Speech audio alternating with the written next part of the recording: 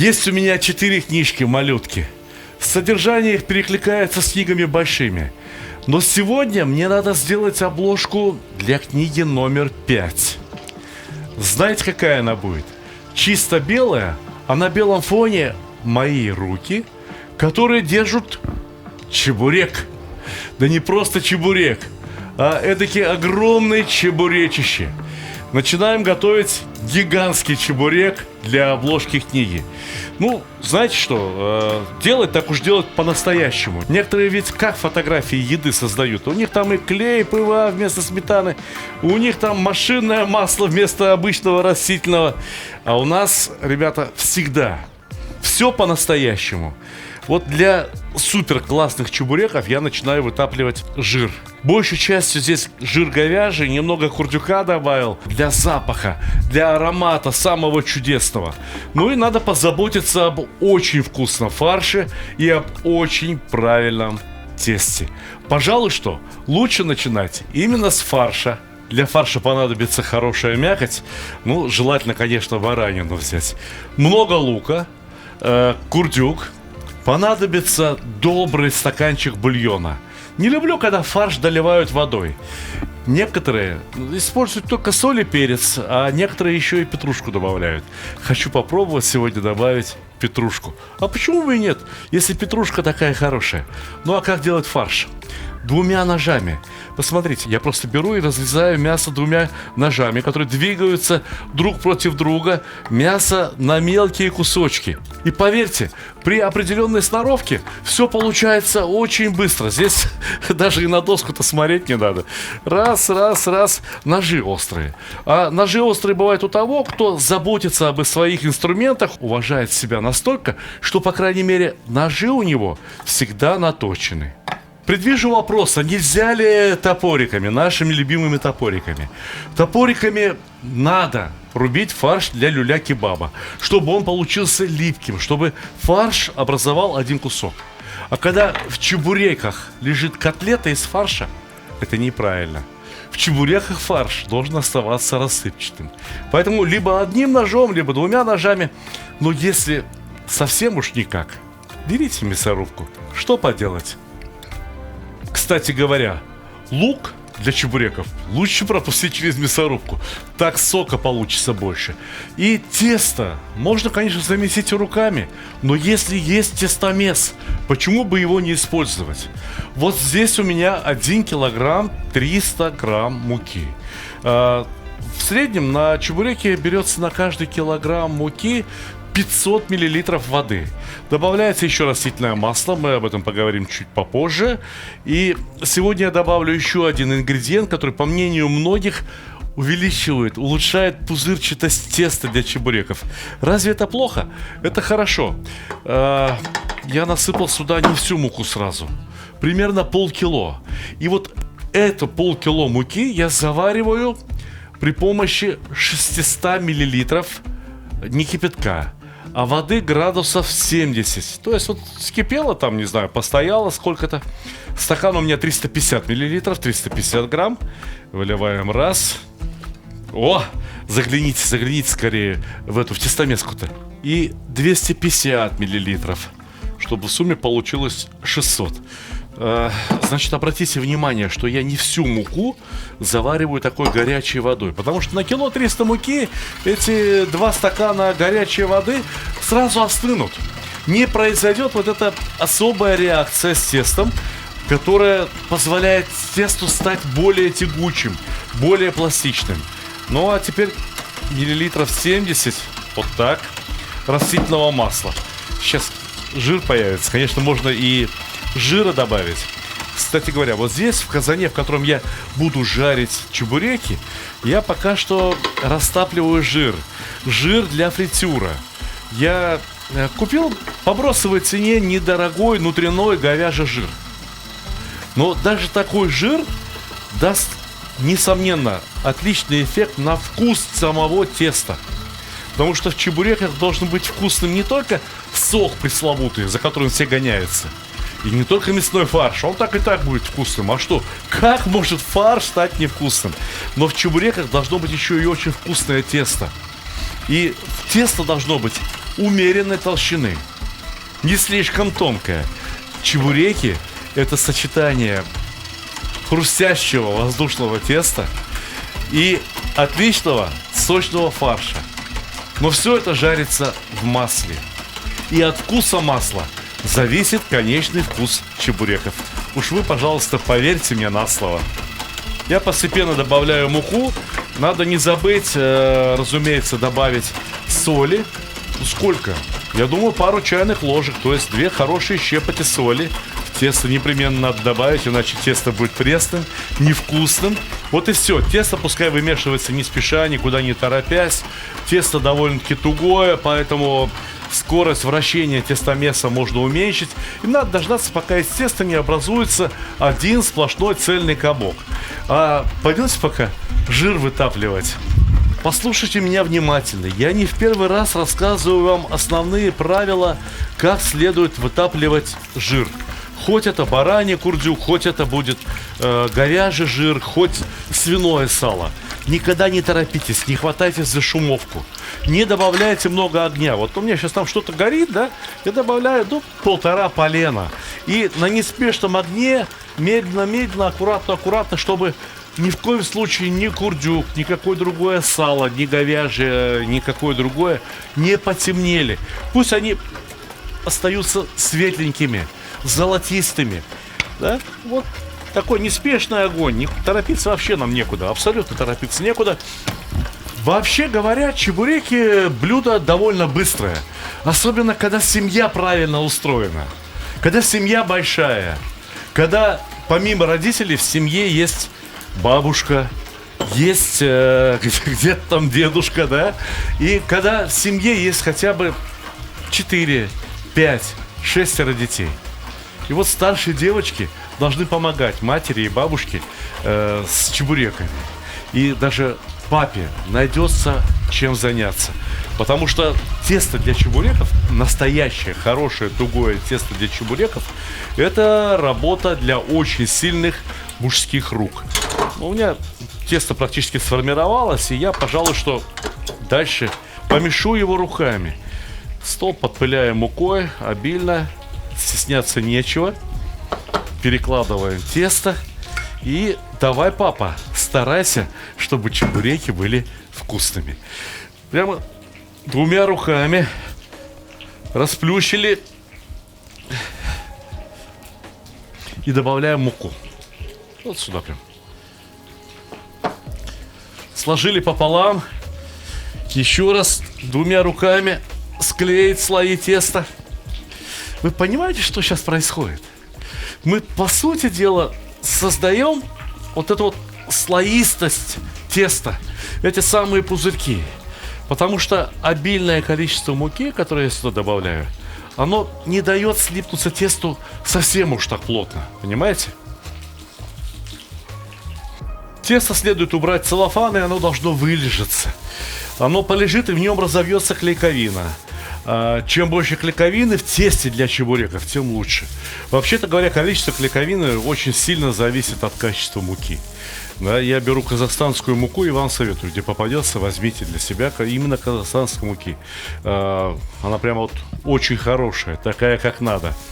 Во-вторых, зависит от правильного обращения с мукой и с тестом. Еще раз. Минут 40 должно полежать тесто. Но дело в том, что фарш должен простоять еще дольше.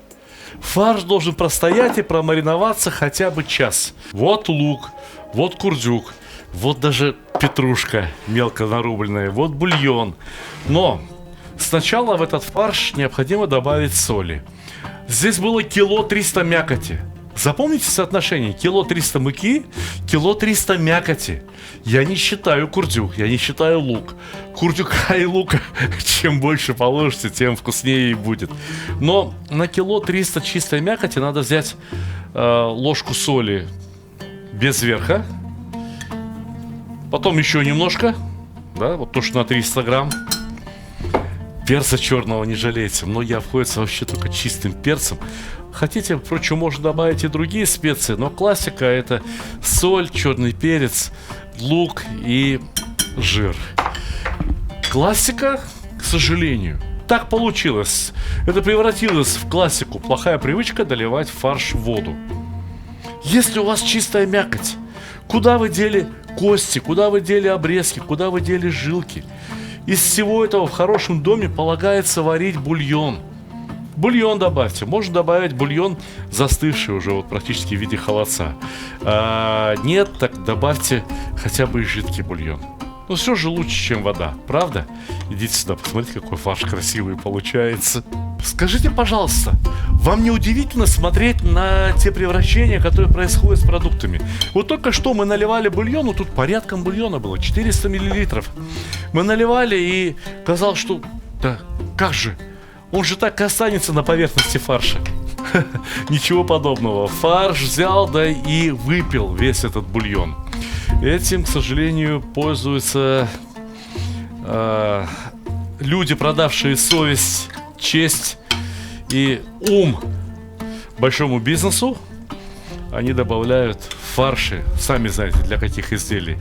Не бульоны, а воду, добавляют туда особый белок, каррагинан, и у них все такое получается сочное, и такое дешевое, и так много. Это плохо, товарищи. А вот оставить фарш настояться с часок, это будет очень хорошо. Встретимся, когда я начну раскатывать тесто. 2 килограмма теста. Знаете, сколько чебуреков у меня получится? Всего 20 штук. Потому что чебуреки я собираюсь сделать очень большие. Но мне так надо для фотографий, чтобы каждый чебурек был хотя бы сантиметров 40 по диаметру. Понимаете? Значит, 100 граммов теста на каждый чебурек. Прекрасно. Посмотрите в разрез теста. Посмотрите, какое оно. Шикарное. О! Каждую половинку еще раз пополам скатать тесто в относительно ровную колбаску. Чем ровнее, чем глаже колбаска у вас получится, тем тесто будет ровнее раскатываться. А то некоторые раскатывают тесто, а у них получается этакая медуза на доске. Видали? Что, и с вами такое случалось? Ну, в общем, смотрите, как сделать, чтобы такого не получалось никогда. Убираем колбаски в сторонку, целлофан, пускай полежат дальше. Чем дольше полежат, тем легче вам будет раскатывать тесто. Признаюсь вам честно. Ну что, надо с чего-то начинать. 1, 2, 3, 4, 5. Значит, примерно вот так. Обычно столько теста берут на самсу. Так много сразу, одним разом. Знаете, если тесто хорошее, то, может быть, даже не понадобится присыпать мукой. Может быть, получится раскатать на сухой, на чистой доске. Для чего это? Почему это важно? Какой продукт самый дорогой при изготовлении чебуреков? Думаете, мясо? Нет, не так. Для хороших чебуреков, чтобы чебуреки получились хорошими, понадобится очень много масла. Вот немного, а прямо очень много. Литров 5. И если вы испачкаете горелой мукой это масло, и масло начнет горчить, то оно будет непригодным для следующего использования. А когда вся мука внутри чебуреков, в масло подать-то и нечему. Это еще не тесто для чебурека, нет. Это заготовочка, которая должна еще чуть полежать, и ее потом будет легче раскатывать дальше. Видите, тесто не липнет ни к скалке, ни к доске. При этом, раскатывается. Это срабатывает вот та самая заварная часть муки. Заготовочки тоже должны быть поровнее. Я по профессии не повар. Я автор кулинарных книг. И это моя 11-я книга, самая новая из типографии. Давайте сначала рассмотрим обложку. Название «Земля, душа и еда татар» вполне отображают содержание книги. Обычно ведь на обложке полагается изображать, я не знаю, какую-то еду. А здесь ни одного блюда. Но зато здесь есть целых 2 QR-кода. Наводим камеру смартфона на QR-код, и открывается замечательный татарский танец. И не просто танец, а демонстрация самых главных, знаковых татарских блюд. Сметливым людям сразу должно быть понятно, что и все рецепты в этой книге тоже имеют QR-код. И в конце концов начинаем рассказ о татарском народе. Женщина, которой 83 года, из них 70 лет она готовит одно и то же, только катык. Знаете, что такое катык? Вот прочитайте книгу, узнаете. Здесь есть блюда, которые уже начали забываться в татарском народе. Благосостояние народа выросло, и поэтому люди перестали готовить некоторые, очень простые блюда. Но, тем не менее, они очень вкусные. И забывать их нельзя ни в коем случае, потому что это достояние татарского народа. Ну, а тем временем мы готовили чахчак. Чахчак – это настолько знаковое блюдо, что чахчак пришлось готовить дважды. Потому что в Татарстане все готовят чахчак по-разному. И рассказываем о чахчаке, который дома приготовить, например, невозможно. Но это то, что следует привезти из Татарстана. Потому что, прочитав эту книгу, вы рано или поздно захотите посетить Татарстан. И у вас возникнут вопросы, а что привезти из Татарстана? В книге об этом рассказано. Если уж что-то непонятно, у вас всегда есть QR-код. Конечно, рецепты, книга, вообще говоря, должна прежде всего вдохновлять людей. Вдохновлять на приготовление этих блюд. Для этого требуются вот такие фотографии. Каждую ниточку скатерти, каждую крошку сахара видно на наших фотографиях.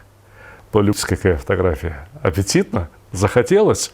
В книге более 70 рецептов. Очень много рассказов о специалитетах. Мы ездили по всему Татарстану со съемочной группой, с киносъемочной группой. Снимали что-то там, что-то снимали вот здесь. Ко мне приезжали вот сюда, вот прям сюда ко мне приезжала, значит, там знаменитая татарская кулинар, которую зовут Резида Хусаинова. К нам приходили профессионалы, к нам приходили любители. Мы ездили по районам, бывали в селах, бывали в домах у сельских жителей Татарстана, которые готовили для нас вот эти замечательные блюда. В Татарстане очень многое готовят в печах. Точно так же, как вот в русской кухне. Абсолютно уверен, что эта книга понравится любому человеку, кому ее подарят. И эта книга станет украшением вашей домашней коллекции кулинарных книг. Она огромная по размерам, здесь 440 страниц. Бумагу мы выбрали самую лучшую, которую только возможно было вообще приобрести. Поторопитесь с заказами, дорогие друзья. Скоро новогодние праздники, да и дни рождения не кончаются. Да и вот подарок просто хорошему, дорогому человеку, такая книга, мне кажется, это хорошая идея. Успехов и приятного вам аппетита! В прошлых моих роликах о чебуреках я показывал вам особый прием. Мы тогда не подпыляли тесто во время вымешивания муки, а подпыляли его вот в этот момент. То есть прямо вот сюда немного муки и дальше загибаете тесто вот таким образом, чтобы образовался эдакий ровненький и гладкий пончик. Тесто может выстоять в виде таких пончиков несколько минут. Можно эту операцию повторить еще несколько раз для того, чтобы слоев в тесте стало еще больше. Но сейчас без муки это практически не имеет никакого смысла. Тем не менее, я просто показываю. То есть муку можно было подпылять не тогда, а вот сейчас. Особенно если тесто у вас получилось чересчур мягкое. Вы должны запомнить, что тесто на чебуреки должно быть довольно твердым, не поддающимся. Оно должно туго раскатываться. Тогда чебуреки получатся теми правильными, которые мы все запомнили из нашего счастливого детства. У меня это детство проходило в Фергане. Кого-то родители в Крым возили и уже тогда там пекли эти чебуреки. Да и сейчас еще по всему бывшему Советскому Союзу чебуреки одно из самых популярных блюд для общепита. Но я могу вам сказать, что с чебуреками не поправишься. Вот чебуреки такая еда, которая требует, во-первых, коллективного труда, то есть сплочения семьи, а во-вторых, чебуреки – это всегда радость. Это всегда воспоминания потом, в последующей жизни у ваших детей, у ваших внуков о чем-то очень большом, очень счастливом. Я вот эту книгу хочу назвать по мотивам моей другой большой книги. У меня другая большая книга называется «Счастье кулинара», а эта маленькая книжка-малютка на моющейся бумаге будет называться «Про счастье». Понимаете? Ну, расшифровывать как хотите. Можно трактовать это название как счастье кулинара, кулинарное счастье. А можно ведь сказать, что профессиональное счастье. Понимаете? Профессиональное обучение, как жить счастливо. Катайте тесто на чебуреки. Кстати говоря, не забудьте шкварки убрать из казана. Видали, какие они, да? Вот такими должны быть шкварки. Масло, если оно застынет, останется чисто белым. Ни желтым, ни бурым, ни красным и уж, разумеется, не почерневшим. Шкварочки при этом сухие, светло-золотистого цвета. Чебуреки. Чебуреки тоже такого цвета получатся. И сверху всего доливаем растительного масла. Очень порядком. В казане в итоге должно образоваться литра 4, может быть даже 5 фритюра. Многие спросят, зачем так много? Неужели ты хочешь, чтобы чебуреки получились жирными? Нет, они не получатся жирными. Они получатся более правильными, потому что масло будет лучше сохранять свою температуру. Мы сейчас масло должны разогреть до 210 градусов. Если у вас до сих пор нет термометра, я вам все расскажу. Все объясню, как определить, что ваше масло нагрето примерно до 210 градусов. У меня термометр есть, пользуюсь уже лет 15, не знаю, копейки стоит. Столько продуктов спасает термометр от неправильного приготовления. Положу сюда и буду ждать, пока масло не нагреется до 210 градусов. Идемте тесто раскатывать. Первый листик теста раскатал, знаете, можно раскатать еще. Но он ведь уже полупрозрачный, посмотрите. Тем не менее, так срабатывает горячая вода. Ну, допустим, этот чебурек еще не тот, что пойдет на обложку, но, тем не менее, ничего так, для первого случая пойдет. Если кто-то думает, что чем больше фарша наложишь внутрь чебурека, тем он получится вкуснее, те ребята глубоко ошибаются. Хотите поесть фарш, приготовьте люля-кебаб, приготовьте котлеты. Есть десятки очень вкусных блюд. Но чебуреки не про котлету в тесте. Чебуреки – это чудесное сочетание очень тоненького слоя фарша, который пропекается буквально за 2-3 минуты, что чебурек находится в раскаленном масле. И отличное, пузырчатое, очень вкусное и ароматное тесто, в которое завернут чебурек. Выгоняем воздух. Выгоняем воздух из чебурека непременно. И аккуратно, очень мощно, всеми пальцами надавливаем, слепляем края. Напоминаю, что фарш у нас жидкий. И, к сожалению, очень часто получается так, что чебуреки вот здесь по этому краю где-то расходятся. Немного фарша выходит в раскаленное масло. Масло шипит, брызгается, и получается все дело не очень хорошо. И масло портится, да и чебурек. Ну что это за чебурек, из которого вытек весь сок? Не правда ли странно должен выглядеть такой чебурек? А вот эти кусочки теста, обрезки, ими не разбрасывайтесь. Они еще понадобятся. Погодите, погодите. Сейчас все покажу. Термометр показывает как раз те самые 210 градусов. Я даже прикрыл поддувало, чтобы дрова не слишком бурно горели и чтобы масло не перегрелось. А теперь идемте, я вам покажу, как проверять, правильно ли нагрето масло. Вот для этого нам и понадобятся вот эти самые обрезки. По-крымско-татарски они называются чир-чир. Все в режиме прямого эфира, все в режиме прямо реального времени. Видите, опустили, ну сколько тут, 10 секунд, и они всплывают. Максимум за 2 минуты они должны зарумяниться до такого очень приятного золотисто-красного цвета. Их потом, кстати говоря, и слопать можно. Еще вкуснее, чем сами чебуреки. Дети, во всяком случае, точно вам говорю, очень любят. Только знаете, что вот шумовка сейчас уже не пойдет, не годится. Вот берите такую проволочную сетку. Это будет самое лучшее для того, чтобы вынимать, что чебуреки готовые, что вот эти хрустящие чир-чирчики. Посмотрите, как тесто надулось. Подойдите поближе и посмотрите, как надулось тесто. Начнем жарить с тренировочных, вот таких, не очень больших, привычного нам размера.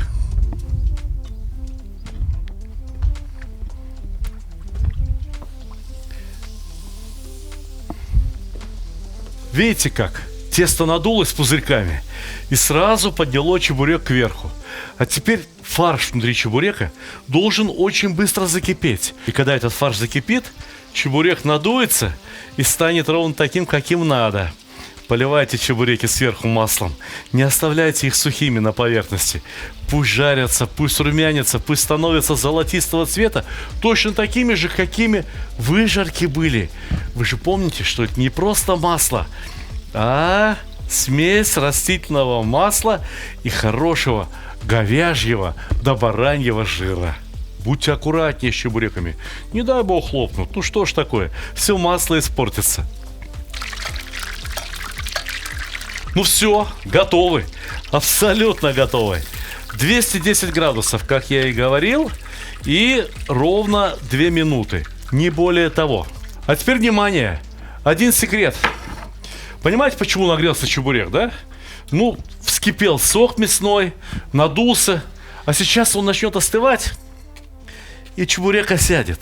Понимаете, стянется обратно чебурек. Я делаю в нем несколько дырочек для того, чтобы воздух туда-сюда спокойно гулял. Я уверен, так никто не делал никогда. Все берегут этот сок, который там есть в чебуреках.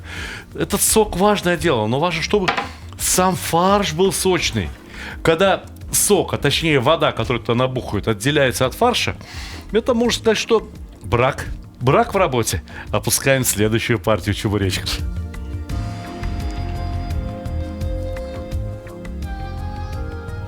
Бывает, так и треснул один. Ну и что теперь делать? Когда переворачиваешь его трещиной вниз, сок из него вытекает, вот масло и шипит. А придавил его шумовкой, так, чтобы он был погруженный в масло. Сок-то наверх не вытечет. Ничего страшного. Прижарим и этот чебурек. Нормальненько все получится. Ну, а эти как? О, очень красивые. Очень золотистые. И осталось у меня буквально 4 чебурека. Но вот таких. Какие мне для фотографии нужны. Так что, кому скучно это смотреть, можете переключаться на что-нибудь другое, посмотрите другие наши новые ролики. Ну, а кому интересно посмотреть, как будет проходить фотосессия, оставайтесь с нами. Слишком сильная не пойдет. Нет. Вот, хорошо. Вот, стоп. Табуретку мне надо подставить, ребята. Больше на чебурек, меньше с руки. На чебурек больше. Чебурек не на руки мне. На руки мне светить не надо.